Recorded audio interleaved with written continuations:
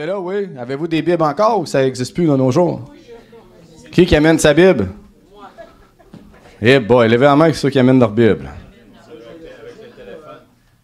Je vous encourage à l'amener parce que normalement, quand on se réunit ensemble, c'est pour la parole de Dieu. Alléluia. On ne vient pas pour écouter un show. On ne vient pas pour écouter un prédicateur. On vient pour entendre la parole de Dieu. Alléluia. Toujours dans une optique de croissance puis dans une optique pour d'avancer dans le Seigneur. L'Église, c'est pas un show, c'est pas un spectacle, c'est pas une place où on va juste faire de la fraternité, ça en fait partie, mais avant tout, il faut toujours que vous ayez l'optique que c'est un but de croissance. Fait que si tu viens dans le but de grandir, ben tu vas avoir le cœur ouvert à vouloir grandir. Mais si tu viens juste pour être béni ou juste pour recevoir ce qui te fait plaisir, ben tu vas faire fausse route parce que la journée que tu vas recevoir quelque chose ou entendre quelque chose qui te fait pas plaisir, tu t'en vas. Donc si tu es là pour Jésus parce que tu aimes Jésus puis que tu as envie de Jésus puis que tu désires Jésus, tu vas être là pour les bonnes raisons. Amen. OK. On va aller dans 1 Thessaloniciens 4, 3, 5. 1 Thessaloniciens 4, 3, 5. Puis on va prier. Bon, c'est moi qui le trouve plus, ça va bien. J'ai des petites tranches en plus. Ah, je l'ai. 1 Thessaloniciens. Thessaloniciens. Il est dur à dire, hein? Pour ceux qui ont des problèmes d'allocution comme moi, c'est dur à dire. 4, 3, 5. Ouais, 4. Chapitre 4, verset 3 à 5. OK, on va prier. Seigneur, je te remercie pour cette belle après-midi. Je te remercie, Seigneur, pour ta parole. Je te remercie, Seigneur, pour ce qui va être partagé. Il y a plein de petites choses dans mon cœur qui bouillaient. Que ça coule, que ça vienne de ton esprit, que ça soit toi qui exhorte ton peuple, puis que les gens ne voient pas ça comme une réprimande, ne voient pas ça pour que tu le tapes dessus, mais simplement des exhortations pour que ton peuple puisse grandir, qu'on soit nouveau au plus vieux dans la foi. Et Seigneur, parle à travers moi pour ta gloire au nom de Jésus. Amen. OK. Donc, comme je vous avais dit tantôt, j'avais mis un titre, mais j'ai plein de choses qui vont venir en même temps. Fait qu'on va voir comment que l'Esprit va faire les choses, comment il va conduire tout ça. Mais principalement, je vous avais donné un titre, c'était « Faites attention avant d'émettre une opinion sur quelqu'un ». Et pour vous dire la vérité, c'est quelque chose de très important parce que de nos jours, si on oublie l'Église du Seigneur pour la mettre de côté, puis on regarde un peu ce que nos médias font, ben, ils peuvent influencer un courant de pensée sur une personne négativement s'ils le veulent. Hein, fait juste parler d'une personne négativement pendant plusieurs semaines, pendant plusieurs mois, même avec des mensonges, puis les gens vont y croire. Yes. Avez-vous vu Elon Musk, il y a plusieurs mois, c'était lui qui mettait en avant-plan, qui est haut, bon, qui a de l'argent avec SpaceX, puis c'était quelqu'un d'intelligent, puis qui est visionnaire. Puis là, drôlement, depuis quelque temps, parce qu'il a pris position pour Donald Trump, là, c'est le pire. C'est un fake news, c'est un ci, c'est un ça, puis ils sont tous en train d'encourager le peuple à croire que, finalement, Elon Musk, ben, c'est quelqu'un qui est dans le champ. Donc, ça veut dire que forcément, par un courant de pensée, par une opinion, tu peux influencer une masse. Yes. Mm-hmm. Donc, c'est un peu la même chose dans l'Église. Si dans l'Église, quelqu'un a une opinion sur quelqu'un et que cette opinion-là peut être fausse et non fondée, on va dire, et que cette personne-là commence à le dire haut et fort à droite puis à gauche, puis que les gens forcément y croient, puis le répandent à droite puis à gauche, mais tu te rends compte qu'après un an, une opinion, un mensonge sur une personne, ben, tout le monde est au courant, puis tout le monde y croit, puis c'est devenu une réalité, puis une vérité. Ah, cette personne-là, elle, par exemple, c'est une personne qui parle très mal, c'est une menteuse. Et ça prend juste une personne pour ouvrir sa bouche, puis donner ce genre-là d'opinion à quelqu'un, et le répandre, et que les gens en parlent, puis le répandent à droite puis à gauche, puis après un an, tu vas être étiqueté le menteur. Puis forcément, peut-être que c'était pas la vérité, peut-être que la personne n'a jamais menti, peut-être que la personne, c'est une fausse opinion, une fausse compréhension d'une situation, mais elle a décidé d'ouvrir sa bouche sans pouvoir aller voir vérifier si cette vérité-là était vraie, on s'entend, si c'est un mensonge-là était vraiment vrai ou non, et elle l'a répandu, et ça l'a fait le tour de l'Église, et les gens y croient maintenant. Combien d'hommes et de femmes de Dieu que je connais sur Internet qui ont des grands ministères, que les gens, lorsqu'ils donnent leur fausse opinion, qui est non fondée, qui n'est pas souvent une vérité, parce qu'ils ne le connaissent pas, le répandent à droite puis à gauche, puis les gens, quand je leur parle, « Hey, t'as-tu écouté tel ministère? » « Ah, lui, il devrait faire attention, mon frère. »« Oui, pourquoi? »« Ah, mais finalement, ça a l'air qu'il a trompé sa femme. » « OK. J'ai dit, toi, pour dire de telles choses, as-tu été vérifié auprès de lui? » « Non. Donc, tu as entendu ça? Ben, quelqu'un qui me l'a dit, une soeur ou un frère qui me dit ça, là. Ah! Donc, tu as une opinion sur quelqu'un, sur quelque chose qui semble une vérité, que tu n'as pas été consulté, tu n'as pas été vérifié. J'ai dit en plus, est-ce que cette personne-là, tu la côtoies? Es-tu avec elle? Est-ce que tu connais sa vie, son caractère? Est-ce que tu connais les personnes dans son entourage pour attester une telle vérité? Et les personnes me disent, c'est gros, il y a un démon qui a passé. Non, vous ne l'avez pas senti, mais je l'ai senti. Ça a vraiment fait comme un vent, puis ça a parti. Ça a coupé le micro en même temps. Il y a une sœur tantôt qu'on a prié pour elle, puis qui a tombé. Fait que, en tout cas, c'est quoi qui sonne de même? Bref, autre sujet. Mais tout ça, c'est... OK. OK, je vais regarder le focus. Tout ça pour dire que quand j'ai parlé à ces personnes-là, je leur ai dit, mais est-ce que tu as vérifié ta source? Est-ce que c'est vrai? Est-ce que tu es avec la personne? Est-ce que tu as appris à la connaître? Est-ce que tu la côtoies pour t'assurer que c'est vraiment vrai? Et je peux vous dire qu'à 99% du temps, les gens me disent non. Donc, tu as une opinion sur quelqu'un qui est non fondée. Puis le pire dans tout ça, c'est que tu y crois puis tu le dis aux autres. Hi!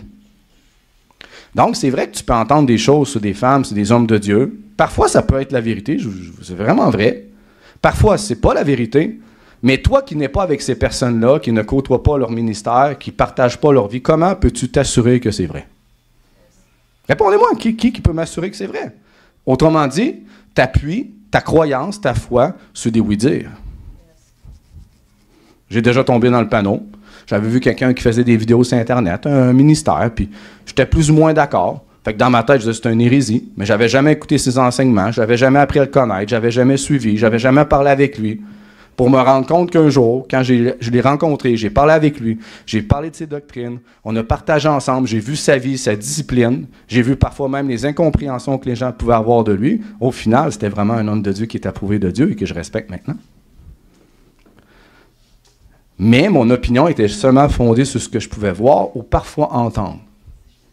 Et selon la parole de Dieu, est-ce qu'on doit, en tant que chrétien, avoir une opinion sur une personne, sur un groupe, sur une église, seulement par des oui-dire qu'on peut entendre? Non. Je pense pas, du moins. Par contre, c'est certain qu'il y a des choses qu'on peut voir. Tu sais, si vous voyez sur Internet quelqu'un se faire tirer dessus, ça se peut que tu dis que c'est cette personne-là, bien que je ne connais pas son background, c'est une meurtrière ou un meurtrier. Est-ce que vous me suivez? Il y a des choses qu'on peut attester, qu'on voit, ou qu'on peut être présent puis entendre. On dit, OK, cette situation-là, OK, je peux la juger, puis je sais qu'elle est mal. On s'entend, on n'est pas stupide non plus en tant que chrétien. Mais quand tu entends des gens, puis une sœur ou un frère dire, ah, tel frère, telle sœur, c'est une ci, c'est une ça, elle a fait ci, elle a fait ça. Wouh! Ferme tes oreilles et dis, attends une minute, c'est-tu vrai ce que tu dis? T'es allé chercher où ces informations-là? T'en connais-tu? T'en côtoies-tu? Dis-moi où t'es allé prendre ça. Puis je peux vous dire, quand vous posez ce genre de questions-là, les gens vont vraiment... Puis ils vont commencer à se trouver des... à chercher des... Je pourrais dire ça, là, mais à chercher des excuses. Parce que trop souvent, on est vite sur le piton pour répondre à droite puis à gauche qu'on entend des autres. N'est-ce pas? Et je pense que, comme la Bible nous le demande, comme la parole de Dieu nous le demande, que ce soit moi, que ce soit les leaders, que ce soit les nouveaux, les anciens ou les plus vieux, peu importe, nommez-les comme vous voulez, je pense en tant que chrétien, il ne faut plus tomber dans le panneau. Puis il faut faire des choses comme la parole de Dieu nous le demande. Pour avoir une juste opinion sur une personne, même sur un groupe, peu importe, assure-toi avant tout que tu connais bien la personne. Tu sais, je vais prendre un rabbi ou même Pasteur Sam, il y a plusieurs années, Marie-Hélène, Marie-André, peu importe, les gens qui sont avec nous dans l'Église depuis plusieurs années, quand ils entendent des gens dire des stupidités sur moi, la plupart du temps, ça fait « pouf » parce qu'ils me connaissent. Ils savent mes erreurs, mais ils savent le caractère que j'ai, ils connaissent mes bons fruits, ils me côtoient régulièrement, ils me parlent, ils ont appris à me connaître, puis ils sont capables, avec ce qu'ils ont vu, entendu, ce qu'ils voient de moi, de juger quand quelqu'un dit quelque chose, si c'est vrai ou non. Est-ce que vous me suivez? Yes. C'est la base. Fait que Rabbi, il entend des fois des affaires, puis comme, hey. Moi, je le connais. T'es dans le champ, pas à peu près. Ici, j'entends, moi, des fois, des gens, partout ailleurs, dire, telle sœur, tel frère. Moi, je le connais. Je sais que c'est pas vrai. Bon, il faut faire attention, des fois, s'il peut y avoir un fond de vérité, mais en général, quand tu connais bien la personne, que tu la côtoies, que tu vois son caractère, que tu sais à qui tu as affaire après plusieurs semaines, plusieurs mois, même plusieurs années, puis que tu as vu cette personne-là être éprouvée, tu as vu cette personne-là aussi vivre des moments où que le citron est pressé. Parce que tu sais, quand le citron est pressé, c'est là que tu vois le fond du cœur des gens.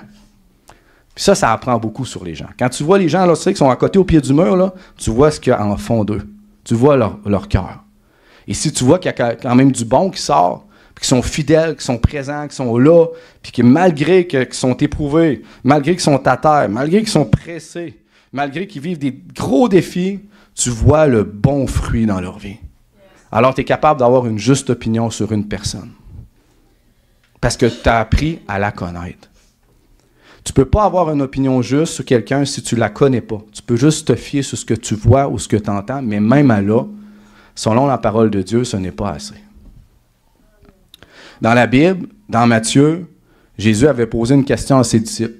Il avait dit, « Qui dit-on que je suis, moi, le Fils de l'homme? » Et dans le verset, les apôtres, principalement Pierre, a dit, un dit que t'es ça, l'autre dit que t'es ça, l'autre dit que t'es ci, puis l'autre dit que t'es ça.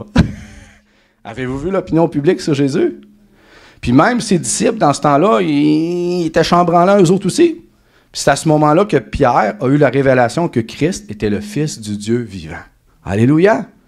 Donc même Pierre a dû avoir la révélation pour croire en Jésus-Christ. Mais sinon, avant ça, même eux, peut-être, dans leur cœur, étaient ébranlés d'entendre tout ce que les gens disaient. C'est un faux prophète. Il vient d'Ésaïe. Ils l'ont prophétisé, mais c'est pas lui.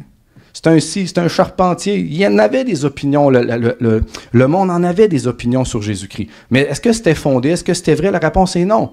Puis qui était en mesure de pouvoir bien répondre par la suite des choses? Qui était Jésus? C'était ses disciples, n'est-ce pas? Pourquoi? Parce qu'il était proche de lui. Il y en avait 12, puis il y en avait 3 principalement qui étaient très proches de lui. Et eux étaient capables de savoir qui il était. Pourquoi? Parce qu'ils côtoyaient sa vie, parce qu'ils le voyaient prier, ils le voyaient avoir des persécutions, ils le voyaient les exhorter, manger avec eux, ils dormaient sûrement avec eux à des endroits, parce qu'on le voit dans la parole de Dieu qui arrêtait dans les maisons, puis parfois il était accueilli, fait qu'il dormait avec ses disciples. Donc on voit que c'était quasiment 24/24 avec Jésus. Donc, en 3 ans, ils ont pu se faire une bonne opinion. N'est-ce pas? Ils savaient à qui ils avaient affaire. Fait que si les gens venaient et disaient, lui, c'est un ci, c'est un ça, Jésus, tu devrais faire attention. Hey, on sait c'est qui. Ouais, mais tous ces miracles, c'est des démons. Non. On le voit qu'il guérit les malades. On voit son cœur, on voit sa façon de penser, on voit comment il agit. On voit la bonté qu'il a et la compassion qu'il a pour les gens.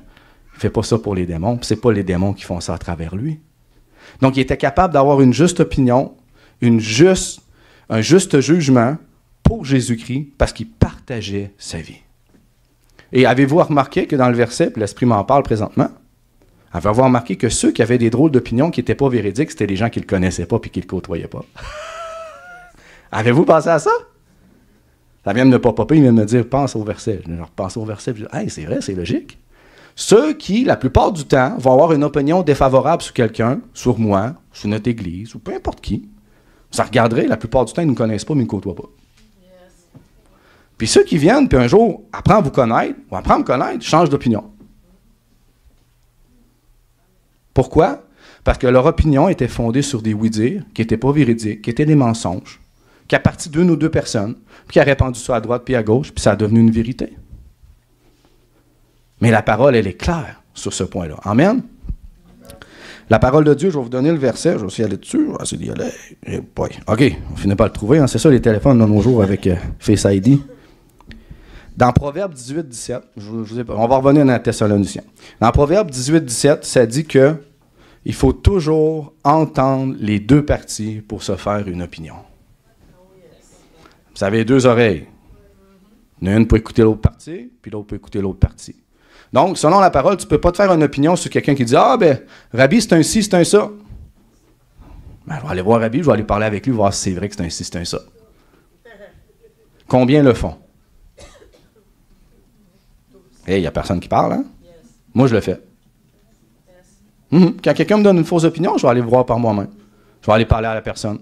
Ou que je vais apprendre, lui laisser le temps de la connaître pour me faire une opinion de cette personne-là. Pas pour la juger, pas pour la condamner pour qu'elle aille en enfer, loin de là, c'est pas ça pantoute. Mais je vais me laisser le temps. Et je ne me fierai pas juste sur ce que les autres disent. Alléluia. Je vais me fier sur ce que je vais voir. Ses paroles, ses actions, sa vie, ce qu'elle véhicule, ce qu'elle fait, et je vais laisser le temps me laisser me parler. Mais tu ne peux pas juste te faire une opinion sur un courant de pensée. Combien de fois ça arrivé? Même des fois, il y a des gens qui quittaient notre église. Puis ça arrive dans toutes les églises en passant. Ne pensez pas que l'église Fondation est la seule qu'il y a des gens qui quittent l'église. Okay? Si vous allez voir dans les autres églises, ils vivent toutes la même chose. C'est une réalité. Puis même Paul, dans la parole de Dieu dans Hébreu, a dit « Ne quittez pas vos assemblées comme c'est la coutume de plusieurs. » Voilà 2000 ans, c'était la coutume de plusieurs de quitter leur église. Fait qu'on voit que l'homme n'a pas changé. Mais si vous faites le tour puis vous parlez aux gens, c'est vrai qu'il y a des gens qui partent pour rien. Et parfois, les gens qui vont partir, ils vont répandre des mensonges, très souvent. Parce qu'ils sont frus, sont blessés, puis sont en colère. Puis qu'est-ce qu'ils font? C'est qu'ils parlent de quoi? De ce qu'il y a au fond de leur cœur. La bouche révèle l'état de notre cœur, toujours, frères et sœurs. Donc, nécessairement, ils vont répandre des choses qui ne sont pas vraies, parfois, des mensonges.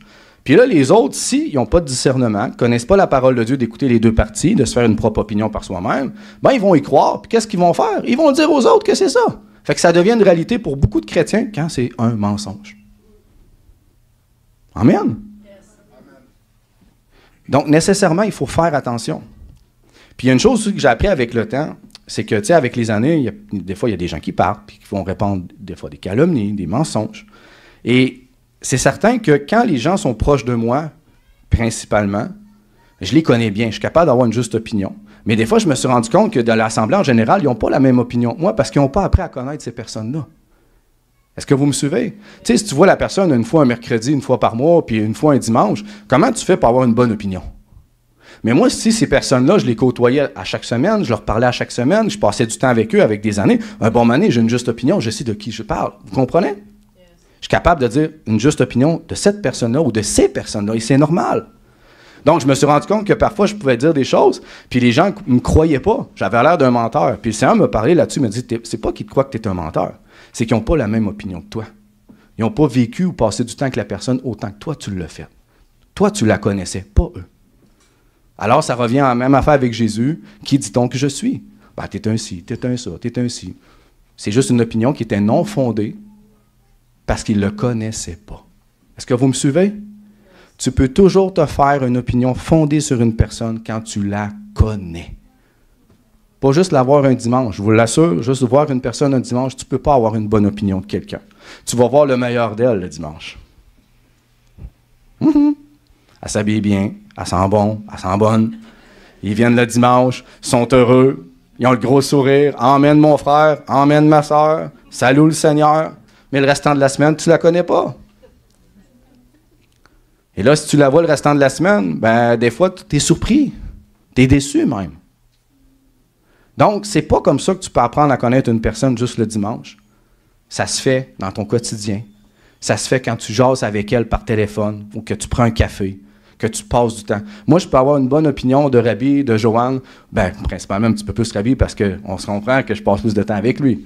Mais je suis capable d'avoir une bonne opinion de Rabbi parce que ça fait 3 ans que je le connais. Et on se parle presque à tous les jours. On se voit presque à tous les jours. Je travaille avec lui presque à tous les jours dans le ministère. Je l'ai vu éprouver, je l'ai vu dans ses downs, je l'ai vu dans ses ups, je l'ai vu quand il a fait des gaffes, je l'ai vu quand il a fait des bons coups. Je l'ai vu. Je sais à qui j'ai affaire à 99,9%. C'est pas moi que Joanne, mais à 99,9%. Je sais à qui j'ai affaire. Fait que s'il y a des voix dans l'Église qui s'élèvent contre lui, en général, si c'est faux, puis c'est des mensonges, je vais prendre position pour lui. Comme pour vous protéger. Parce que je sais que c'est non fondé. Est-ce que vous me suivez? Yes. Mais ce que je vois souvent, c'est que même chez nous, des fois, beaucoup tombent dans le panneau de ce que les autres disent. Ah, le pasteur, c'est un ci, le pasteur, c'est un ça. Puis là, parce que plusieurs le disent, mais c'est vrai. C'est vrai, avez-vous remarqué ça? Ça devient une vérité qui est un mensonge. Tu sais, frères et sœurs, je vais vous dire la vérité, avant même qu'on ait cette assemblée-là, quand j'étais à Sept-Îles et j'ai commencé à évangéliser, je peux vous le dire justement, puis un jour Dieu va juger, il n'y a pas une église à Sept-Îles qui ne m'a pas répandu des mensonges sur moi. Pas une. Faux prophète. Il évangélise pas de la bonne façon. Le gars, il n'est pas ordonné. Le gars, il n'a pas d'études bibliques. Ah, le gars, il n'a pas de pasteur, il n'est pas soumis, c'est un rebelle, il ne va pas dans aucune église. Moi, j'entendais des affaires de même se promener. Je me disais, où ça sort, ces affaires-là? C'est qui dit ça? Personne ne me dit c'est qui. Parce que si je savais c'est qui, j'aurais été les voir en pleine face et leur parler. Mais drôlement, quand les gens disent des choses comme ça, ils se cachent. On ne sait pas c'est qui, on n'a pas de nom. Ils sont comme... Ils savent qu'ils font mal. Mais j'entendais plein de choses comme ça. Je me disais, Seigneur, comment c'est possible de dire des choses sur quelqu'un que tu ne connais pas? Quand ces gens répandaient ces choses-là, ben moi, c'est Mario Mascotte qui est mon père dans la foi, puis c'est lui qui m'a ordonné, puis c'est lui qui m'a donné mes papiers. Fait que quand les gens disaient que je n'étais pas ordonné, que j'avais pas d'études bibliques, ben j'ai passé 8 ans avec Mario à avoir mes études bibliques avec lui, à tous les jours, par téléphone, par écrit, non-stop. C'est lui qui m'a donné mes papiers de pasteur. Fait que quand j'entendais les gens dire pas d'études bibliques, il n'y a personne qui le forme, il est tout seul. Moi, j'étais, mais voyons, pourquoi tu ne me poses pas la question, m'as envoyé mes papiers? Savez-vous quoi? Il y a juste un pasteur à cette île. Un jour, qui a posé la question personnelle, puis qui a contacté Mario, puis Mario a dit oui, c'est bien vrai, François, c'est mon fils dans la foi, je l'ai ordonné, et j'approuve ce qu'il fait. Le pasteur a changé d'idée, puis il a arrêté de répandre des calomnies. C'est le seul qui est allé vérifier à la source. Puis de nos jours encore, parler de François Nadeau, rebelle, faux pasteur, ça parle tout le temps comme ça, c'est non-stop. Puis pourtant, qu'est-ce que j'ai fait de différent que dans le livre de la parole de Dieu? J'évangélisais dans les rues, dans les magasins, dans les hôpitaux, il y avait des miracles, des guérisons, il y avait des baptêmes. Puis au lieu de se réjouir, on chialait après moi que j'étais un rebelle. Je dérangeais. C'est ça la vérité. Puis au lieu que les gens, au lieu de se regarder dans le miroir et s'analyser, ben, ils préféraient racheter la faute sur François. J'ai le dos large, moi. Tout le négatif qu'il y a, c'est moi. Mais c'est pas grave, je suis habitué, le Seigneur me l'avait dit. J'en prends des coups de couteau pour vous, bien souvent. Mais je sais que vous en prenez pour moi aussi. Des fois, vous pensez que je ne vois pas, mais je vois qu'il y a des gens qui prennent des coups de couteau pour moi. Parce que vous me connaissez.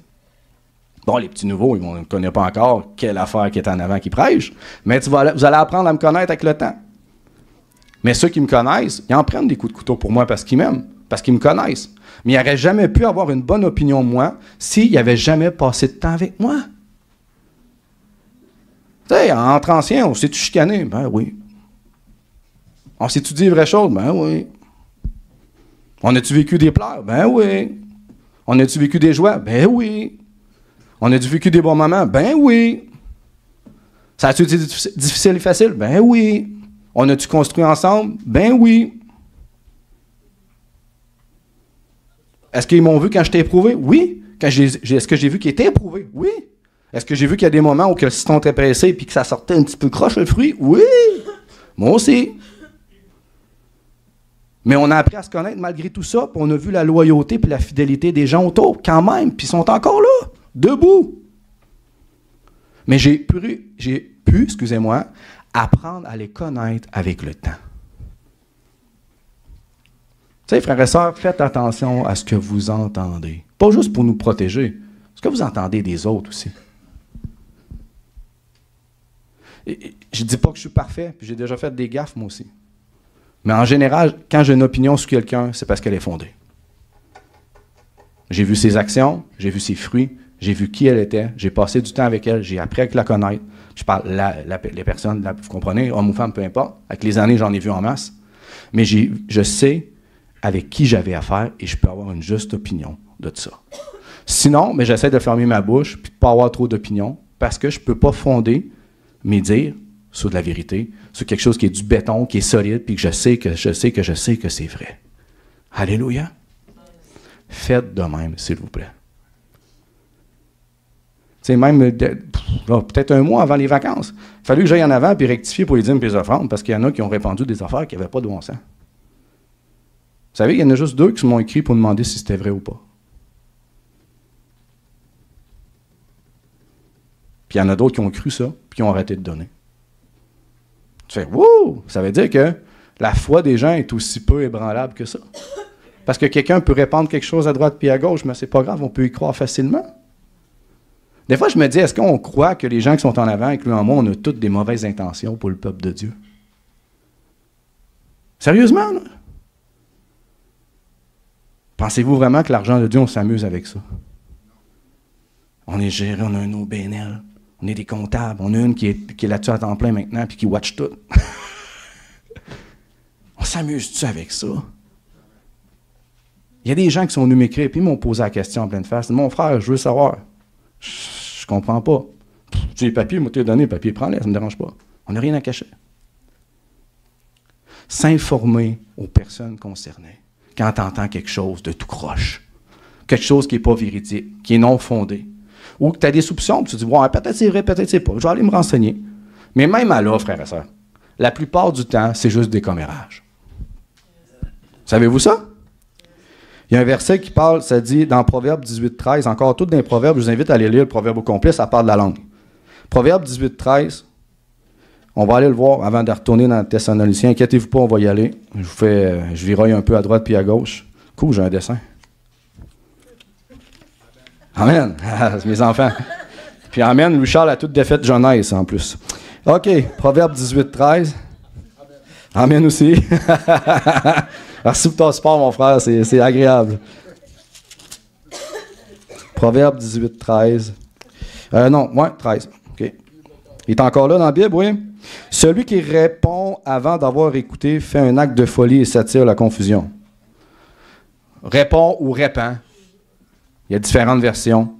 Ça veut dire que si tu entends quelque chose qui n'est pas forcément vrai, que tu n'as pas vérifié, que tu ne sais pas vraiment si c'est la vérité ou non, mais que tu le prends, puis que tu le lances à droite puis à gauche, tu fais acte de folie. Donc, tu manques de sagesse. Puis tu attires la confusion. Avez-vous remarqué que bien souvent, quand il y a des faussetés qui circulent dans l'Église, je parle dans l'Église en général, puis que les gens ont des mauvaises opinions à droite puis à gauche, il y en a qui ont des bonnes opinions, il y en a des mauvaises opinions, mais il y a une confusion qui règne. Parce que même, écoutez bien ceci, même ceux qui ne croient pas doutent un peu dans leur cœur. Parce que la Bible dit que la personne qui se lève, puis qui va prendre position en premier pour dire quelque chose, c'est elle qu'on écoute avant la partie inverse. Ça veut dire que si une personne dans l'Église se lèverait ici et disait « ça c'est faux, ça c'est faux, ça c'est faux », puis moi je viens en arrière dire « ça c'est vrai, ça c'est vrai, ça c'est vrai, ça c'est pas vrai, puis il faut faire attention », les gens vont plus croire la première personne qui s'est levée avant moi. C'est ce que Proverbe dit. Ouch, hein? On veut de la sagesse, on va dans Proverbe. On veut grandir en sagesse, on va où? Eh boy, il y a juste Michel qui écoute. On va où? Dans Proverbe. Parce que vous devez comprendre ceci. C'est un peu même des fois aussi, je travaille beaucoup avec Jonathan, puis je vais à Granby. Puis des fois, les gens m'écoutent. Puis des fois, les gens vont dire « Ah, Jonathan, c'est un ci, Jonathan, c'est un ça, il n'y a pas de ci, il n'y a pas de ça. » Puis comme moi, en l'inverse avec lui. Et des fois, je me dis aussi qu'ils prennent ces informations-là. Je vous dis vraiment la vérité, où c'est qu'ils prennent ces informations-là pour dire de telles choses? Moi, je suis là, puis j'écoute ça, puis tu parlais avec? Non. Moi, je le côtoie, j'y parle à tous les jours. Ça fait 10 ans que je le connais. Je sais c'est qui. Puis ce que tu me dis, c'est faux. Je ne sais pas pourquoi tu dis de telles choses. Ouais, mais telle église a dit ça contre lui. OK, mais ça ne veut pas dire que c'est vrai. On va lui parler, on va valider. Va parler avec Jonathan, va prendre un café avec lui, puis peut-être tu vas voir son cœur et sa position, au lieu de répandre des sottises. Est-ce que vous me suivez? Oui. On tombe dans le panneau. Vous savez, je vais aller plus loin. Proverbe encore. Proverbe dit que quand quelqu'un répand une calomnie, c'est une friandise pour notre cœur, puis on aime ça. Avez-vous remarqué qu'on aime plus parler du négatif que du positif, bien souvent? C'est le fun. Quand quelqu'un qui parle dans le dos de quelqu'un, puis tu es là, puis tu passes, et que tu as envie de revenir, puis de backer en arrière, Là, après ça, tu retournes chez vous, puis « Hey, mon frère, t'as-tu entendu ce que j'ai entendu? » Puis là, lui, après, « Hey, ma soeur, t'as-tu entendu ce que j'ai entendu? » Au final, tu te rends compte que tout le monde le sait. Parce que c'est une friandise pour notre cœur, les mauvaises paroles. La chair aime ça, on aime ça s'en nourrir. Fait que quand les gens disent des choses à droite puis à gauche qui n'est pas forcément vrai, les gens aiment ça, la chair aime ça. Puis on aime donc bien détruire quelqu'un, puis on aime donc bien dire des mauvaises paroles sur quelqu'un, puis lui dire négatif. On aime ça en parler, puis on en parle, puis on en parle. Hey, j'ai été un sujet dans la ville de Sept-Îles quasiment pendant 5-6 ans dans les églises. Puis pourtant, savez-vous quoi? Aucun venait me parler, à part un. Est-ce que c'est normal? Non. Parce que la parole de Dieu, elle est claire. Pour avoir une opinion, on doit connaître la personne. Amen. Fait que si vous sortez aujourd'hui d'ici, je pense que vous allez rappeler de ce principe-là. Avant de fonder une opinion sur quelqu'un, apprends à la connaître. Passe du temps avec elle. Puis si tu ne la connais pas, puis que tu ne la vois jamais, ou que tu la vois juste de très loin, ben, au lieu de te donner une opinion, donne-toi pas d'opinion, ferme ta bouche, passe à autre chose. Puis quand tu la verras, puis quand tu seras avec elle, puis quand tu apprendras à connaître, tu auras une juste opinion qui est juste sur cette personne-là. Puis même à là, même si c'est une opinion défavorable, il faut faire attention quand même à ce qu'on dit. Tu ne le dis pas à n'importe qui non plus. Parce que si tu le dis à n'importe qui, puis qui est moindrement immature, il va prendre ce que tu dis, puis il va le répéter à d'autres. Ça vient loin, là. La langue, la parole de Dieu dit que c'est un petit membre qui cause beaucoup de dommages. Oui. La langue peut diviser une église. La langue peut diviser une famille. La langue peut causer des conflits. La langue peut causer des guerres. La langue peut détruire. La langue peut lancer quasiment comme des sorts ou des malédictions sur les gens. La langue, frères et sœurs, c'est un petit membre, excusez-moi, qu'on soupçonne qui ne fait pas grand dommage. Mais une fois que tu as dit une mauvaise parole, la parole, tu ne peux plus la reprendre et la ramener dans ton cœur, ou la cacher ou la protéger, parce qu'une fois qu'elle est dite, elle est dite. Et la parole, si elle n'est pas porteuse de vie, elle peut blesser, elle peut détruire une vie d'une personne. Amen? Donc même ce qu'on peut entendre des gens, ou qu'on peut rapporter de ce qu'on entend des autres, peut contribuer à détruire la personne. Fait que faisons attention à ce qu'on entend, faisons attention à ce qu'on va partager aux autres, même sur des groupes différents. C'est vrai qu'on peut avoir des divergences d'opinion entre l'Église, dire, ben, eux autres, ils n'ont pas pantoute la même doctrine que nous, puis je ne suis pas d'accord. Aucun problème à dire ça. Tu as le droit de dire ce que tu es d'accord ou non. Mais de répandre après des faussetés si tu ne connais pas les gens, là, je ne suis pas d'accord parce que la parole dit le contraire, de ne pas faire ce genre de choses-là. Est-ce que vous me suivez? Fait qu'avant de vous faire une opinion, apprenez à connaître les gens. Apprenez à connaître le groupe ou l'Église. C'est vraiment important. Donc, la vie chrétienne, ce n'est pas une question de manquer de sagesse. Ce n'est pas une question d'être stupide. Ce n'est pas une question de « Ah, je vois l'amour partout. » Puis parce que je vois l'amour partout, ben, je dois être comme un petit enfant dans un sens, puis j'ai pas de discernement, je peux pas parler, je peux pas m'affirmer, je peux pas dire ce qu'il en est. Non! La Bible a dit que si on te fait du mal, là, tu dois être un petit bébé ne se défendra pas. Mais elle dit par rapport au restant de ta vie chrétienne, soyez des adultes. Fait que tu peux discerner. Il n'y a pas de mal à discerner si une personne, tu vois que dans sa vie, elle est droite ou non dans le Seigneur. Il n'y a pas de mal à te faire une opinion sur quelqu'un quand tu apprends à la connaître, qu'elle soit favorable ou non. Il n'y a aucun problème à ça. Le problème, c'est qu'est-ce que tu en fais après de ce que tu sais. À qui tu le dis? Comment tu le répands? C'est-tu vrai ou pas vrai? C'est-tu qu'il y a une bonne intention ou une mauvaise intention? C'est-tu de détruire ou de construire? Est-ce que vous me suivez? C'est toujours par la suite des choses qui est difficile. Puis en tant que chrétien, on doit gérer notre langue et on doit y faire attention. Amen? Vous n'êtes pas d'accord, mais je vous invite à aller lire la parole de Dieu. Bon, on va aller dans 1 Thessaloniciens. J'essaie de faire quand même vite aujourd'hui, je ne vais pas prendre beaucoup de temps. Ouais, 1 Thessaloniciens 4, 3, 5. Je pense qu'on était là tantôt, pour ceux qui ont resté. Là, vous n'êtes pas trop brusqués, là? OK. Marie-André, non. J'ai quasiment peur, je me recule. Elle va venir m'écrire après. Là, mon frère, là. Elle fait jamais ça. Marie-André, elle n'a jamais fait ça. OK. Une fois, puis elle avait raison. Je vais prendre une gorgée d'eau. Ça, c'est la vérité. OK. 1 Thessaloniciens 4, 3, 5. Vous êtes là? OK. 1, 3, 5. Ce que Dieu veut, là, je vais vous le dire avec moi, c'est votre sanctification. OK. Arrête là. Un mot après, il va comme résumer c'est quoi. Amen? C'est que vous vous absteniez de l'impudicité. C'est quoi l'impudicité? Vous êtes là? C'est quoi l'impudicité? Les relations sexuelles sans être mariées, dans la pornographie, coucher à droite puis à gauche, bref, tout ce que la société fait. OK. Fait que la sanctification, pour Dieu, c'est que tu t'abstiennes de ça. Est-ce que c'est clair? Yes. Écoutez bien, c'est que chacun sache posséder son corps dans la quoi? Et quoi? L'honnêteté.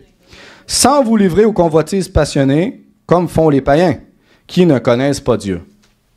Donc, la sanctification, c'est de te détourner du péché, c'est te détourner des convoitises du monde, c'est te détourner des convoitises de la chair.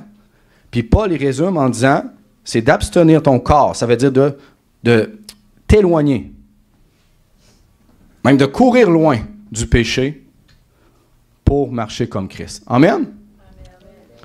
Donc, la sanctification, selon la parole de Dieu, ça apporte des actions. Alléluia! Donc, je vois des gens. Ah, il va finir, mon frère, par commencer. On continue. Sans vous livrer à des convoitises passionnées, comme le font les païens, qui ne connaissent pas Dieu. C'est que personne n'use envers son frère de fraude. OK, on continue. On va au verset 7. « Car Dieu ne vous a pas appelé à l'impureté, donc le péché, mais à la quoi? Sanctification. » Écoutez bien le verset 8. « Celui donc qui rejette ses préceptes ne rejette pas un homme, mais Dieu. » Donc, si la sanctification, tu rejettes cette partie-là dans ta vie chrétienne, tu ne rejettes pas un homme, mais tu rejettes Dieu. C'est principe, c'est précepte de la parole de Dieu. Et en tant que nouveau, converti dans la parole de Dieu, au Seigneur, il ne faut pas que tu aies peur en quelque sorte de dire, ben là, je viens à la stature parfaite de Christ du jour au lendemain, je vais devenir parfait, je ne ferai plus jamais de péché. Laisse-toi le temps de grandir. La sanctification, c'est un processus qui va s'échelonner sur tout le long de ta vie chrétienne jusqu'à ta maturité. Amen. Normalement, quand tu viens au Seigneur, ma sœur Lynn m'avait donné cette belle vision-là qu'elle avait eue. Je peux-tu le partager avec la poubelle? Elle avait vu que le chemin de la sanctification, c'est comme Jésus a dit, c'est un petit chemin étroit. OK? Tout petit, tout petit. Puis pendant le temps que tu empruntes ce petit chemin-là, il y a une poubelle, puis tu jettes l'impudicité, tu jettes les mauvaises musiques, les mauvaises paroles, tu jettes l'alcool, tu jettes les mauvais... C'est quoi, non? Que je pourrais dire? Blasphème. Hey, yes, amen, ma soeur. Tu jettes dans la poubelle le blasphème, tu jettes les mauvaises pensées, tu jettes tout ce qui est contraire à la parole de Dieu, tu mets ça dans la poubelle, c'est du garbage, c'est fini, c'est détruit, puis Dieu n'en veut pas. Amen? Mais ça, c'est un petit chemin. Puis tu avances dans ce petit chemin-là. Je ne sais pas si dans Vision en ligne, on traînait à la poubelle, mais tu devrais traîner à la poubelle avec toi. Puis quand il y a quelque chose qui est mis en lumière, tu le pommes, tu le mets dans la poubelle. Fait que tu es pogné dans la drogue, tu es pogné à fumer du pot, à prendre du speed, à prendre des choses comme ça, mais tu avances dans le chemin de la sanctification, puis Dieu te le met en lumière, tu le pommes, tu le mets dans la poubelle. Puis par sa grâce, lorsque tu prends la décision de te repentir et mettre ta foi en lui, il te libère. Amen. Amen. Donc, cette poubelle-là, c'est pas la sanctification, mais c'est le péché. Et Paul est clair que la sanctification, c'est quelque chose d'important parce que la Bible en parle puis le demande. C'est pas quelque chose d'impossible à atteindre. Au contraire, la Bible dit que Dieu veut notre sanctification. Puis s'il la veut, ça veut dire que sa grâce, son esprit est là pour t'aider à y arriver. Il faut juste t'épuiser en lui. Toute ta vie chrétienne se passe sur tes genoux. À 80% si tu veux réussir. Fait que tu uses tes pantalons comme moi, puis il va y avoir des trous. Parce qu'à chaque fois que j'ai un défi, je me mets à genoux, puis je prie. À chaque fois que je veux me détourner d'un péché ou qu'il y a quelque chose que Dieu me montre, je me mets à genoux, puis je prie. À chaque fois que ça va mal, je me mets à genoux, puis je prie. À chaque fois que ça va bien, je me mets à genoux, puis je prie, puis je loue le Seigneur. Quand je manque de force, que j'ai des faiblesses, des mauvaises pensées, des tentations, des convoitises, je me mets à genoux, puis je prie. Et je vais puiser en lui. Amen? Et c'est comme ça que j'ai vu ma progression dans la vie du Seigneur. C'est comme ça que j'ai vu le Seigneur travailler en moi, me changer. Je lis sa parole, il met en lumière des choses. Je dis, Seigneur, je ne sais pas comment je vais y arriver. Je me mets à genoux puis je prie. Alléluia. Parce que ce que Dieu veut, c'est que vous parveniez à la stature parfaite de Christ, c'est que vous soyez un bon modèle, une lumière dans ce monde. Que vous soyez utile pour sa gloire.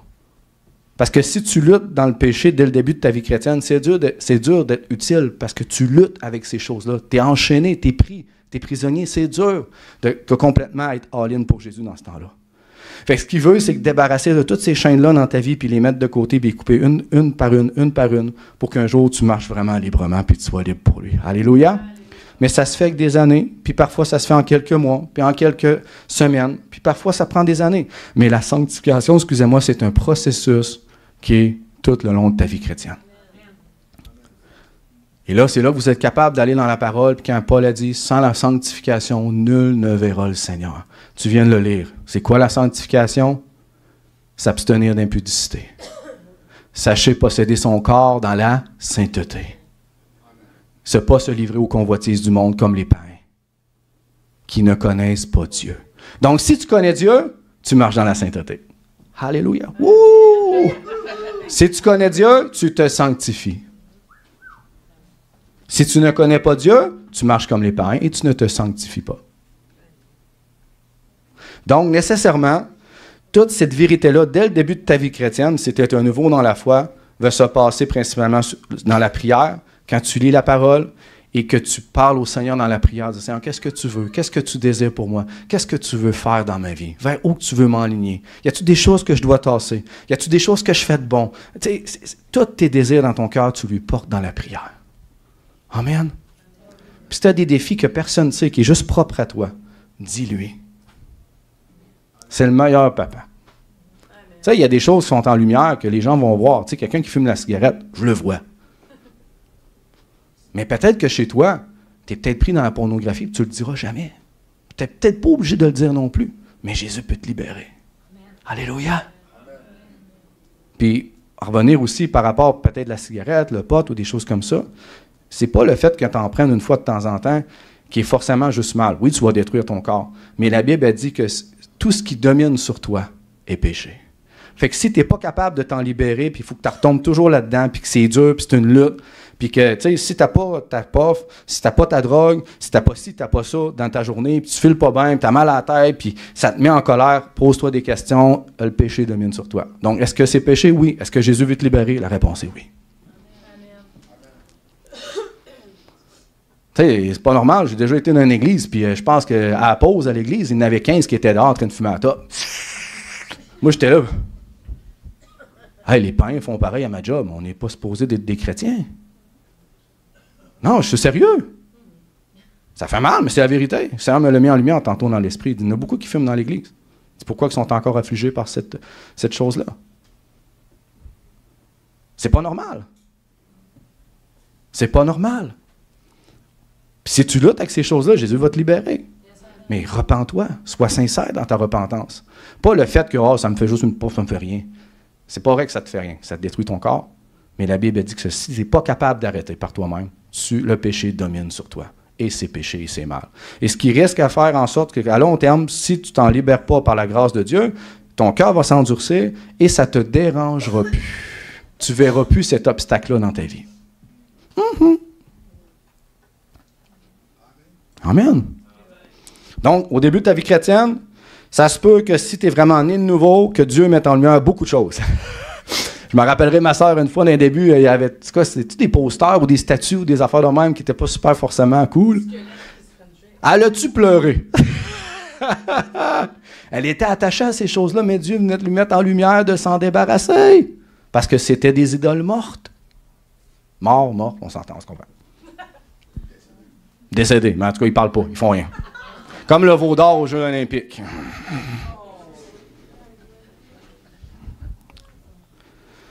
Quelle propagande sataniste, n'est-ce pas? Aïe, aïe, aïe. Même vu le cheval blanc de l'Apocalypse, l'Antéchrist. On dit comme Macron a déjà dit, la bête de l'avènement est à la porte. Fait que, ils savent ce qui s'en vient. Ils le savent, ils le préparent.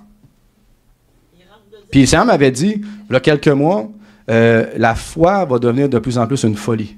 Puis on va la ridiculiser. Puis drôlement, de cette année, on commence à voir des affaires de plus en plus. Même le film Marvel, que j'écoute jamais de film, j'étais avec ma femme, puis finalement, on n'a pas pu aller écouter 1995, on a écouté Marvel. Et il riait du petit Jésus Marvel, puis on le voyait à la croix, puis il riait de lui. J'ai jamais vu, dans les dernières années, j'ai presque jamais vu de film où on se moque de Jésus, mais maintenant, c'est rendu chose courante. On ridiculise la foi de plus en plus. Puis c'est pas les musulmans, c'est pas les autres religions. Drôlement, c'est tout le temps Jésus. Parce qu'il faut qu'il renverse la foi chrétienne pour que les gens aient plus de repères pour un jour adorer l'Antéchrist. C'est ça la vérité. Puis ils l'annoncent, ils ont mis le veau d'or, l'idolâtrie, ils ont annoncé l'apparition. Vous savez, vous allez dire, « Ah, mais mon frère, t'es loin dans tes pensées. » Non, ce qu'ils ont montré, c'est dans la Bible.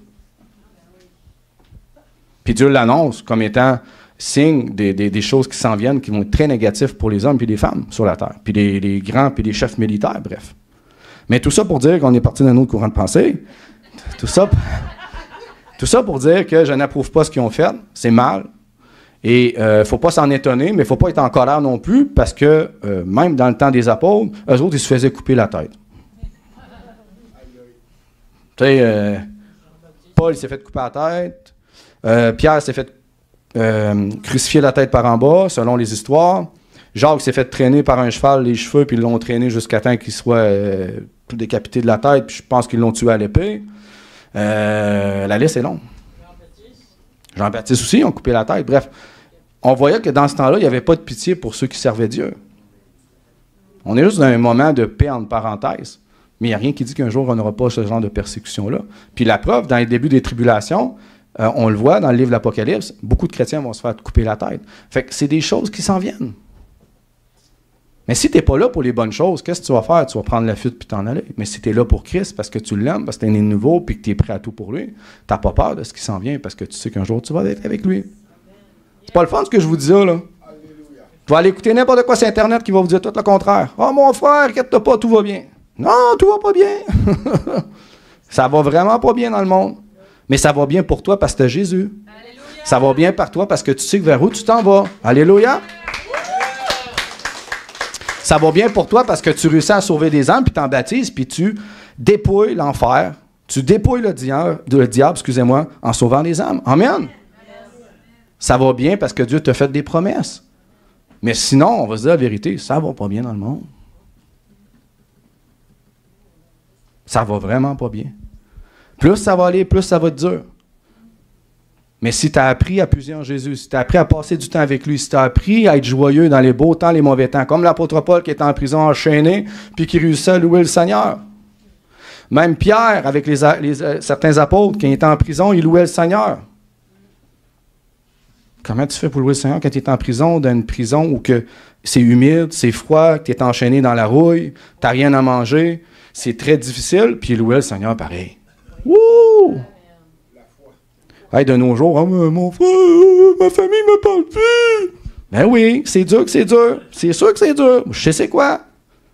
Mais tu n'es pas encore en prison. Parce qu'en prison, tu vas trouver ça long, pas de famille, puis tout seul en prison. Torben l'a vécu de Théalard pendant quoi? 1 an. Il n'a pas vu sa femme et ses enfants en prison pour sa foi. Torben, de Théalard, en fait. Torben, son de garde. Puis, c'est dur, puis ça l'a été pour lui. Donc, imaginez, frères et sœurs. Mais ça l'a solidé, ça l'a fondé dans le Seigneur, ça l'a établi. Puis quand il est sorti de là, il est encore plus transformé qu'avant, il est encore plus beau qu'avant, il est encore plus épanoui qu'avant, puis son ministère reprend de l'expansion. Mais savez-vous quoi? Pendant ces temps qu'il était enfermé en prison, son ministère, c'est les autres, ça a arrêté d'être juste vers lui, puis ça a été vers les autres. Puis là, les autres ont commencé à faire comme lui, puis ça a vraiment grandi. Fait qu'il y a des moments où que, des fois, on vit certaines situations, puis on se pose des questions, mais des fois, dans le défavorable, il y a du favorable. Alléluia. Dans les persécutions qu'on peut vivre, même quand nous, on a vécu des grosses persécutions, c'est pas juste le négatif qu'il faut regarder, c'est le positif. Si l'ennemi t'attaque, c'est parce que tu l'attaques. Si l'ennemi t'attaque, c'est parce que t'es nuisible pour son royaume. Si l'ennemi t'attaque, c'est qu'il a peur de toi. Amen. Alléluia. L'ennemi t'attaquera jamais si tu fais rien. C'est ça pareil. Commence à évangéliser, commence à avancer avec Dieu, commence à faire sa volonté, chasser des démons, baptiser des gens. Tu vas voir assez vite que le diable est assez réactif pour contrecarrer tes plans. Amen. Alléluia. OK. Donc, n'oubliez pas, frères et sœurs, même si c'est un rappel pour les nouveaux ou les plus jeunes, si on me le disait tantôt, sanctification, il ne faut pas l'oublier, c'est un principe de base. La Bible dit, celui qui rejette la sanctification ne rejette pas un homme, mais Dieu. Fait que si vous rejetez ces principes-là de la vie chrétienne ou vous n'y croyez pas, ben là, le verset vous le dit. La sanctification, c'est de s'abstenir. C'est de posséder son corps dans la sainteté. C'est fuir les convoitises, fuir le monde comme qu'est-ce que les païens font qui ne connaissent pas Dieu. Est-ce que c'est clair? Ça le dit, c'est quoi la description. Et ça, la sanctification va t'apporter dans l'éternité. Même si tu ne te tentes pas de l'entendre, c'est ce que la Bible dit. Puis si tu finis la course fidèlement, même si ça fait des petites erreurs, c'est normal, Jésus t'a promis qu'il te donnerait la vie éternelle. Puis tu vas y rentrer. Pierre a dit que ceux qui... peut-être créer un scandale en ligne encore, là. Pierre a dit, faites des efforts pour ajouter à votre vie chrétienne la patience, la joie, la bonté. Puis là, il parle de plein de choses, de s'abstenir de plein de choses. Il dit, faites des efforts pour votre vie chrétienne. Parce que les portes du ciel seront largement ouvertes. Ouf, je suis en présence de Dieu. Et là, que ça descend. Ouf, alléluia. Donc, de faire des efforts, ce n'est pas mal. Tu ne fais pas des efforts pour mériter son amour, il t'aime déjà. Tu ne fais pas des efforts pour qu'il t'approuve, il t'approuve déjà. Est-ce que vous me suivez? Tu fais des efforts parce que tu l'aimes. Tu n'évangélises pas pour un pasteur, tu évangélises parce que tu aimes Jésus. Puis si tu aimes Jésus, tu vas aimer ton prochain. Je ne sais pas comment aimer mon prochain. Apprends à aimer Dieu. Apprends à passer du temps avec lui. Son cœur va te déverser. Sa présence va te toucher. Puis après ça va être facile d'aimer les autres. Alléluia. Tout est une question d'amour avec Jésus. Mais si tu veux passer du temps avec lui, puis que tu l'aimes, tu vas désirer ce qu'il désire. Puis s'il désire que tu marches dans la sainteté, ça va te faire un grand plaisir de marcher dans la sainteté. Vous savez, dans la parole de Dieu, dans l'Ancien Testament, c'est Rebecca, je pense, qui devait se marier là. Vous l'avez moi, puis l'Ancien Testament, là, j'oublie les noms, là, qui devait se marier, sais-tu, avec Jacob, il me semble. Corrigera ma soeur. Isaac. Qu'elle allait se marier avec, c'est Rachel ou? OK, Rachel avec Jacob, si je me rappelle bien. Et lorsque ses serviteurs, merci beaucoup, moi puis les noms, je vous le dis dans l'Ancien Testament, ça ne rentre pas. On va voir, je travaille là-dessus. Quand ils ont envoyé ses serviteurs chercher sa future femme, tout le long du chemin, on a dit Rachel, c'est ça? C'est Jacob. Oui, c'est ça. C'est qui d'abord? C'est Rebecca et Isaac. Bon, Rebecca et Isaac. Mon frère, merci. Merci ma soeur. Rebecca, là, je suis tout mélangé. Rebecca et Isaac. Bon. Rebecca, tout le long, qui était sûrement sur un chameau, un cheval, peu importe, sûrement principalement un chameau, puis qu'elle faisait le chemin pour rencontrer un jour son futur époux, elle posait des questions. Qu'est-ce qu'il aime? Qui il est? Je veux en connaître plus. C'est qui que je vais rencontrer? C'est qui cet homme? Parle-moi de lui. Parle-moi de lui. Dis-moi des choses sur lui. Puis elle avait plein de questions, puis elle les a sûrement pas lâchées tout le long qu'il devait être tanné. Mais c'est un peu la même chose avec Jésus. Quand tu as dit oui à Jésus, tu es comme dans ta période de fiançailles, puis tu apprends à le connaître pour en vue un jour de te marier avec lui. Fait que c'est le temps de poser des questions. C'est quoi qui te désire, Seigneur? C'est quoi que tu aimes? Qu'est-ce que tu veux? Comment je peux me préparer? Comment je peux me mettre belle pour te rencontrer un jour? Parce que la Bible dit que l'Église, c'est l'épouse. Puis dans l'Église, il n'y a plus ni homme ni femme.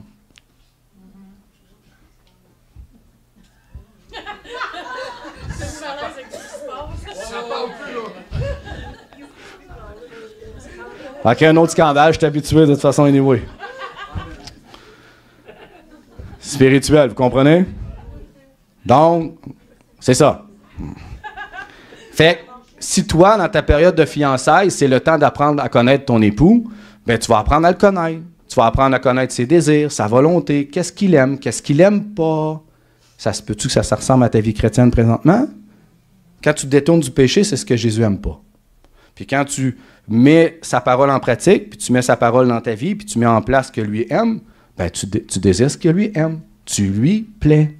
Fait que là, un jour, quand tu vas terminer la course, puis que tu vas être toute rayonnante, pleine de gloire, pleine de bonté, puis tu vas le rencontrer, tu vas lui plaire. Amen. C'est le même principe. Alléluia. Bon, il y a juste 2 alléluia. Moi, ça m'excite, j'aime ça. Je suis très content. J'aime Jésus, puis je veux aimer ce qu'il aime, puis je veux lui plaire, puis je veux faire sa volonté. Parle pas de sexualité, ma soeur, là.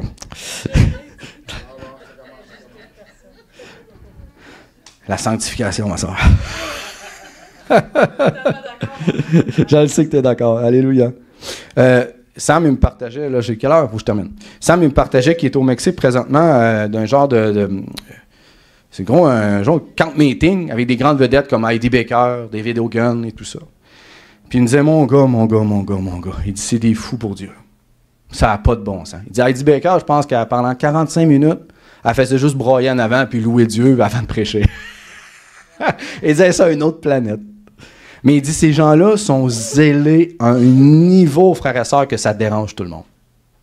Tu dis, comment qu'ils font pour être visités par des anges? Comment qu'ils font pour vivre la présence de Dieu sur un stage, puis ils perdent la carte, puis ils sont là dans le Seigneur, puis ils commencent à prêcher?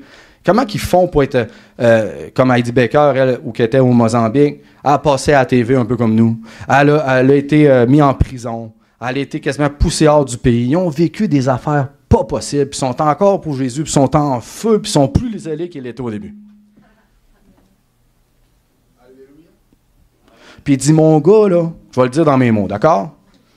Il en parle de la sanctification, puis tu la vis, puis tu la vois dans leur vie. Ça niaise pas avec le péché. C'est oui, c'est non. Puis ils sont all-in, puis ils sont fous pour Jésus. Puis ils sont tellement fous, puis ils connaissent tellement la grâce de Dieu qu'ils avancent à fond pour lui. Ils ont tout donné. C'est des gens consacrés à temps plein pour Dieu, qui vivent des choses là pas possibles, frères et sœurs. Puis ils sont encore debout pour Jésus en feu, puis ils n'arrêtent pas. Amen. Plus tu comprends la grâce de Dieu, et plus que ça te pousse à avancer. Alléluia. Amen. OK. Bon, je pense que Rabbi, il y avait une exhortation. Un témoignage. Puis, oui, j'avais une chose, je voulais vous dire en terminant. Hébreux 13,5, ça dit de se contenter de ce que nous avons. Je voulais dire quelque chose vite fait. Puis là, je vois l'heure, là. Je m'excuse. Seigneur m'avait dit, puis il m'avait montré dans ma propre vie, en vacances, puis même il a dit, tu peux le partager à l'Église parce que ça va parler à des gens. C'est que trop souvent, on est mécontent de ce qu'on a. Puis Seigneur m'avait montré dans ma vie, je vous un peu mon cœur, que depuis la dernière année, j'étais mécontent de plein de choses dans ma vie chrétienne, mais je n'avais pas de raison d'être mécontent. Tu sais, souvent, on regarde plus le négatif qu'on regarde le positif, n'est-ce pas? Et j'étais mécontent, je dis, mais le ministère, ça avance pas comme que je veux. L'Église avance pas comme que je veux. On travaille dans la moisson, il n'y a pas assez de baptême comme que je veux. Il me semble que je lis la Bible, je l'étudie, puis j'ai pas de révélation comme que je veux. Il me semble que je prie comme un acharné pour des sujets. Il n'y a pas de percée comme que je veux. On prie pour un bâtiment, il n'y a pas de bâtiment comme que je veux. Et là, ça, tu rumines ça pendant un an. Puis le Seigneur m'a parlé dans mon auto encore. Puis il m'a comme libéré de ça. Il m'a dit, mon enfant, ça doit être lourd, porter tout ça dans ton cœur. Puis instantanément, tout est parti. C'est épuisant et c'est lourd de garder du mécontentement. C'est épuisant, c'est lourd de garder du non-pardon. C'est épuisant, c'est lourd de garder de l'insatisfaction, de la colère. Ça t'épuise moralement, ça te démoralise. Puis au lieu de te projeter pour t'avancer, ça te fait régresser par en arrière. Je vous le dis, frères et sœurs. Puis je me suis mis à penser à dire, regarde, on a une salle. Oh, il y a des marches. Oui, c'est vrai qu'il y a des marches. Mais on peut aller dans la salle 2 en bas, il n'y a pas de l'air climatisé. Au moins, on a des fenêtres, ça le vent rentre. Mais je me dis, OK, je chiale pour un bâtiment, mais on a une salle. Elle est quand même remplie. Seigneur me dit, tu chiales pour les âmes, mais vous faites des baptêmes. Je dirais. Et tu chiales pour ton ministère, puis tu fais plusieurs voyages. Tu chiales pour ta famille. Finalement, ta femme est proche de venir à moi. Tu chiales pour tes enfants. Pourtant, c'est toi qui me les as demandés.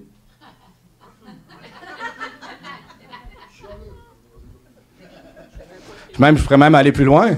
Dans mes débuts, je priais pour des âmes, puis après ça, je chialais après les âmes. C'est vrai pareil. C'est vrai, c'est comme ça pareil. Je priais pour des âmes, puis des âmes, puis des âmes, puis une fois que tu t'en occupes, oh, Seigneur, c'est donc bien dur. Moi, putain, il va m'en libérer. C'est vrai pareil. C'est ça la vérité. Il te bénit, puis après ça, tu craches la bénédiction. C'est vrai. On est de même. Puis je l'ai fait. Combien de fois? Fait que le Seigneur m'a montré, il dit, t'as une femme qui t'aime, qui est fidèle depuis 20 ans. T'as des enfants, des beaux enfants, t'es béni, elle dit, ils t'aiment tes enfants, tu passes du temps avec eux, puis j'en parle, puis je t'aime, mais je les aime. Moi, mon travail, je chialais sur mon travail. Tu dis, pourquoi tu chiales pour ton travail? Tu travailles à 40 heures par semaine, tu as un très bon salaire, très bonnes conditions, tu peux prendre tes vacances presque quand tu le veux, et tu es beaucoup apprécié. Tu dis, pourquoi tu chiales après ton travail? Et tu sais, moi qui te l'ai donné. Et tu dis, un jour, quand ça va être le temps de quitter, je vais te le dire, mais pour le moment, tu ne quittes pas. Je chialais sur mon travail. Je me dis, c'est vrai, j'ai un bon travail. Pourquoi travailler à 30 000 par année puis trouver ça difficile? Non, c'est pas le cas. Vous comprenez?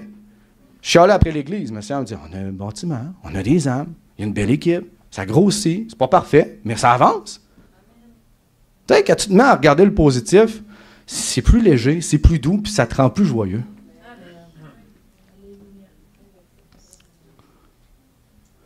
Fait que si tu es tanné d'entendre ton pasteur en avant amener des sujets qui ne font pas ton affaire, mais regarde après par la suite, si jamais tu y obéis, si tu vois du bon fruit, qu'il y a peut-être du positif à tout ça. Combien de fois les gens sont venus me voir après un mois? Ouais, finalement, t'avais raison. Quoi? T'avais raison. Quoi? T'avais raison. Répète-moi ça. Quoi? T'avais raison. Bon, hein? Quoi? Alléluia, j'avais raison encore. Quand tu mets en pratique la parole, tu vois les fruits. Quand tu fais juste l'écouter, tu ne vois pas des fruits. C'est juste un raisonnement humain, c'est juste une opinion, c'est juste une religion, puis ça ne fait rien dans ta vie, puis tu t'en fous. Mais ce que la Bible en pratique, mets-la en pratique, puis tu vas voir les fruits. Puis après ça, tu vas venir me voir et dire « Ouais, tu avais raison, mon frère, finalement. » Vous savez, il n'y a pas de meilleur sentiment quand tu sais que tu marches dans la sainteté. Yes. Oh, oh. Puis quand tu y goûtes, tu comprends ce que je te dis. Tu gagnes de l'assurance, tu gagnes de l'espoir, tu gagnes de la fermeté. On dirait que tu es... Mais quand tu es tout croche dans le péché puis que tu luttes, tu es faible, tu es triste, tu te sens pas bien puis tu n'aimes pas ça. N'est-ce pas? Yes. Mais ce que Jésus veut, c'est que tu marches librement puis que tu avances dans la sainteté. Puis tu as tout donné pour réussir. Puis si tu es nouveau puis c'est difficile pour toi, viens nous voir, on va t'aider, on est là, on vous supporte, on vous enseigne, il y a l'école du disciple, il y a les meetings qu'on fait avec les nouveaux qu'on va faire dans 2 semaines, on en fait des affaires pour vous aider. Mais si tu ne mets jamais en pratique ce qu'on te dit, tu ne verras rien. Puis dans 3-4 mois, tu vas abandonner la foi. Donc, c'est important de passer du temps avec Dieu, c'est important de le chercher, c'est important de mettre en pratique. Qui apprend un métier sans mettre en pratique son métier? Tu sais, je dis Jean-Michel, il usine chez Metal 7, mais il y a toutes ses... Non, attends, mon frère, pas fini. Il usine, il a son certificat, il a son bac. Hey, en tout cas, sur papier, c'est tout un homme. Mais qui n'a jamais fait d'usinage de sa vie, puis que je l'engage, puis je dis, vas-y, j'ai besoin de telle pièce, tu vas me faire ça. Voilà, tu me montres un peu, là. Ah oui, tu n'avais pas des certificats, des papiers, tu n'avais pas étudié là-dedans. Oui, mais c'était juste de la théorie, là. Tu n'iras pas loin avec ça. Tu vois que l'usineur, on en trouve un autre. Mais qu'est-ce qui va faire en sorte qu'on peut croire que Jean-Michel est vraiment bon dans son métier pour usiner? C'est qu'il va faire le travail. Donc, ce n'est pas seulement la théorie, ça va être la pratique, l'action qu'il va mettre dans son travail qui va nous montrer qu'il fait bien son usinage. Est-ce que vous me suivez? C'est la même chose dans la vie chrétienne. Tu me dis que tu es chrétien, que tu aimes Jésus, c'est bien. Mais si dans ta vie, tu montres le contraire, c'est que tu ne l'aimes pas forcément. Donc, un chrétien, ça vit droit. Un chrétien, ça vit dans l'amour. Un chrétien, ça vit dans la sainteté. Un chrétien, ça passe du temps avec Jésus. Un chrétien, ça met ses mains sur les malades, ça chasse les démons, puis ça baptise les gens. Un chrétien vit comme Jésus. Et ça, on va vous le montrer, puis on va mettre du temps là-dessus si tu le veux. Si tu ne le veux pas, on ne s'acharnera pas sur toi, parce que tu es libre. Amen. Je vais prier, puis on va laisser... tu es correct en 5 minutes? Ouais, okay. Seigneur, je te remercie pour ta parole qui est la vérité. Je te remercie, Seigneur, d'aider mes frères et mes sœurs de ne pas leur apporter de la peur, mais leur apporter une crainte, mais une révérence envers ta parole, Seigneur, et que ça puisse produire du bon fruit pour que tous et chacun puissent grandir à ton image. Mais principalement, Seigneur, garde cette parole dans ton peuple au niveau des opinions qu'on émet trop souvent facilement. Et garde-la et protège-la de toutes les mauvaises paroles ou ce qu'ils peuvent raconter ou dire ou entendre, Seigneur. Et se rappeler toujours de ces paroles qui ont été dites, qui viennent de ta parole, Seigneur, pour qu'ils soient des modèles pour ton royaume. Au nom de Jésus. Amen.